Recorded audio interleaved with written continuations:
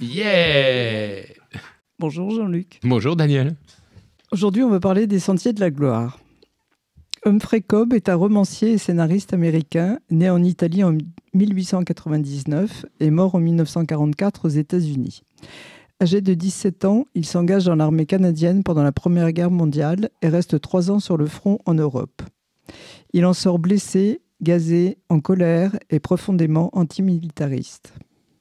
En 1934, il lit dans la presse que les Français réhabilitent 4 fusillés pour désobéissance en 1915.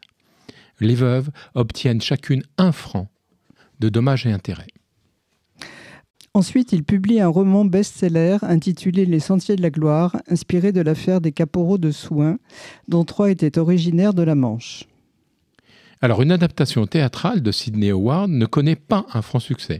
Sidney Howard écrivit que l'industrie cinématographique doit se sentir obligée d'en faire un film. Après avoir acheté les droits à La Veuve de Cobb pour $10 000, le réalisateur américain Stanley Kubrick réalise un film du même nom en 1957. La parution du roman fait l'objet d'un scandale au niveau européen. Il est traduit et publié pour la première fois en France en 1958, donc peu de temps après la sortie du film aux États-Unis. Le film n'a pas pu être projeté en France et dans plusieurs pays européens sous la pression du gouvernement français avant 1975. Tout de suite, une petite devinette. Pourquoi 18 ans d'écart entre la sortie américaine du film en 1957 et la sortie française en 1975 ? Réponse, parce que l'action se déroule en France et qu'en 1957, la douce France est en guerre en Algérie de 54 à 62. On croit rêver et on peut remercier à cette occasion le président Giscard d'avoir aboli la censure. Merci Giscard. Alors, le résumé.